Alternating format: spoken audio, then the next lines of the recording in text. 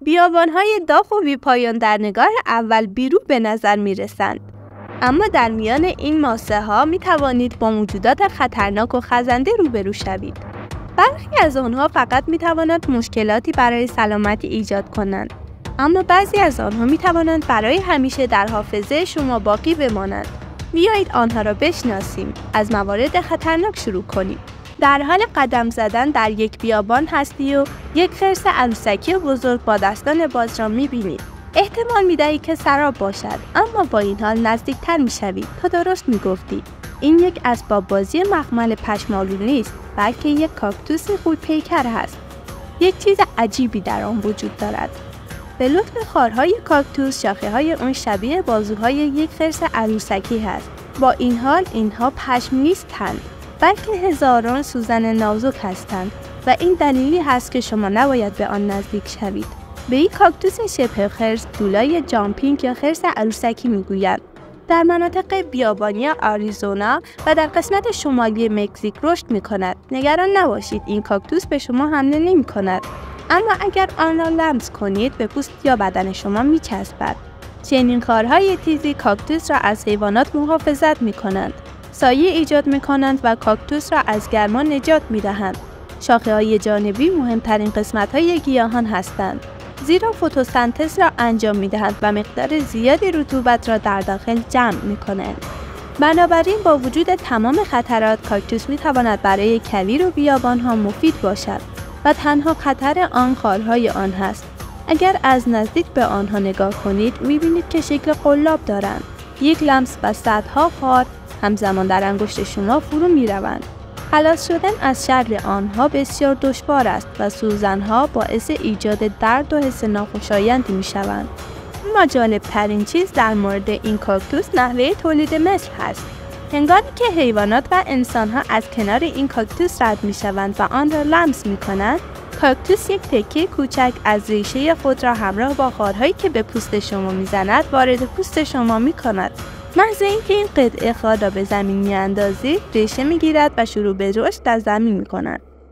درجه خطر در حال افزایش است. هیولای بعدی از صحرا به سمت ما می‌دود و آن شترمرغ است. بیشتر مردم فکر می‌کنند آنها حیواناتی بزدل و ترسو هستند که هنگام ترس سر خود را در ماسه پنهان می‌کنند.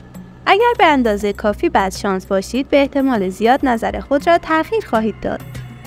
معمولا شترمرغ‌ها تهاجمی نیستند، اما اگر به لانه آنها نزدیک شوید باید بدوید.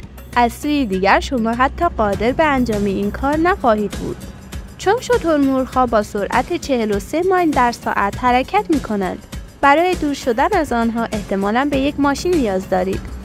شترمرغ‌ها می‌دوند و با سینه دشمنانشان را می‌زنند. حتی مواردی بوده که شترمرغ‌ها به وانت‌ها حمله کرده و خسارت قابل توجهی به آنها وارد کرده‌اند. اما خطر اصلی این پرندگان پاهای قدرتمند آنها با چنگال‌های تیز هست. آنها می‌توانند با پاهایشان ضربات محکمی وارد کنند و حتی می‌توانند حریف مستعد را شکست دهند. پس بله، اگر از دوردست شترمرغ دیدید، باید از راه دیگه مسیرتون رو ادامه بدید. این مارمولک خاردار کوچک تقریباً تمام مدت در بیابان‌های خشک جنوب غربی ایالات متحده و شمال غربی مکزیک در زیر زمین زندگی می‌کند. گاهی اوقات برای یافتن نهار بیرون می‌رود. این در ظاهر زیبا به نظر می‌رسد، اما در واقع این یک هیولای خطرناک به اسم گیلا هست.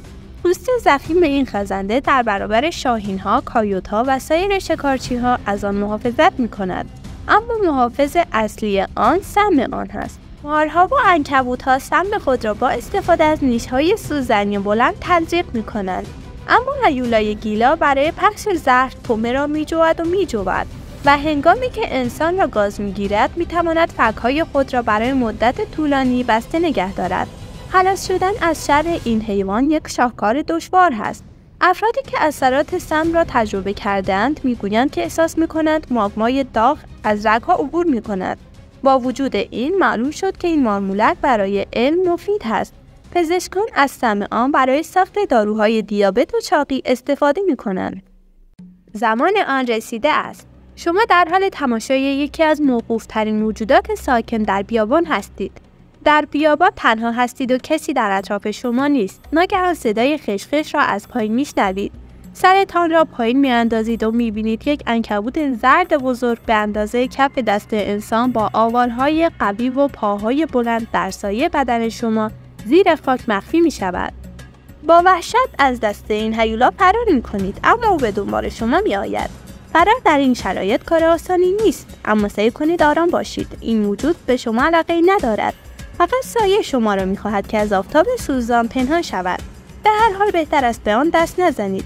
ریش قدرتمند عنکبوت شتر میتواند احساس ناخوشایندی به شما بدهد و اتفاقا این موجود واقعا عنکبوت نیست، بلکه از خانواده عنکبوتیان هست، اما یک گونه جداگانه از خزنده هاست. این موجود گاز گرفتن را بسیار دوست دارد. بیباک و بسیار تهاجمی است. عنکبوت حشرات، مارمولک‌ها، جوندگان و پرندگان کوچک را شکار می‌کند. همچنین می‌تواند با سرعت 10 کیلومتر در ساعت حرکت کند. برای اندازه کوچک آنها این بسیار سریع هست. برای فرار از این عنکبوت باید یک ورزشکار حرفه‌ای باشید. بیشتر اوقات عنکبوت‌های شتر را می‌توانید در بیابان‌های خاورمیانه پیدا کنید.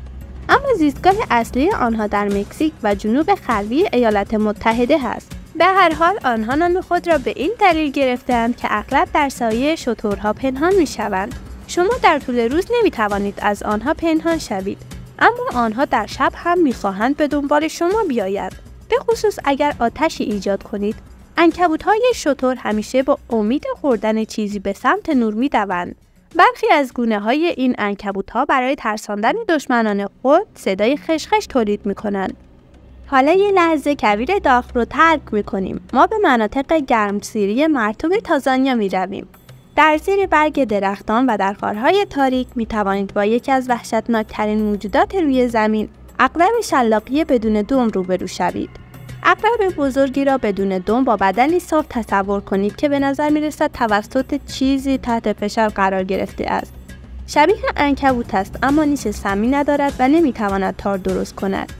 این هیولا ساکت و سریع است، اما ترسناکترین چیز دو پنجه جلوی آن هست که 2 برابر طول خود موجود هستند. هر تومه‌ای که بگیرد هرگز فرار نخواهد کرد. زندگی در یک غار تاریک بینایی او را خراب کرده است.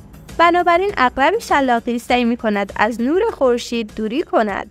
در هنگام پوست اندازی تا سقف غار یا درخت بالا می‌رود و به آرامی از پوست قدیمی خود خارج می‌شود.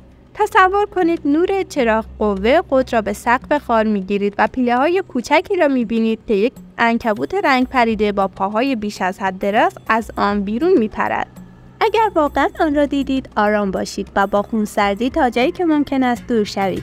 مراقب باشید، عقرب دم شلاقی می‌تواند در 1 ثانیه زیر لباس شما بخزد و شکم شما را گاز بگیرد و این بدترین قسمت نیست. این یک شوخی بود. این عقرب زیبا یکی از خجالتی ترین و بی‌ضررترین موجودات در میان عنکبوت‌ها و عقرب هاست. از شما می‌ترسد و هرگز حمله نمی‌کند.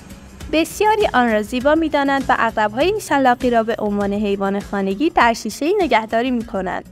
اگر چنین حیوان خانگی می‌خواهید، با دقت مراقب آن باشید تا از خانه‌اش فرار نکند. اگر این اتفاق بیفتد، گرفتن دوباره آن یک چالش بزرگ برای شما خواهد بود. در چند لحظه می‌تواند زیر تخت شما قرار بگیرد یا سوراخ‌های روی زمین عبور کند و به آپارتمان همسایه شما می‌رود و مردم آنجا را می‌ترساند. این یکی به اندازه سایر موجودات این ویدیو ترسناک نیست، اما سمی‌ترین عقرب در ایالات متحده است. اسم این عقرب عقرب پوست آریزونا هست. مشکل این است که به جز بیابان می‌توانید آن را در خانه یا در حیاط ببینید. این جانوران سمی خطرناک به داخل اتاق شما می‌خزند و اغلب مردم را نیش می‌زنند. اما افرادی که آلرژی دارند ممکن است فلج یا دچار مشکلات تنفسی و سایر مشکلات سلامتی شوند.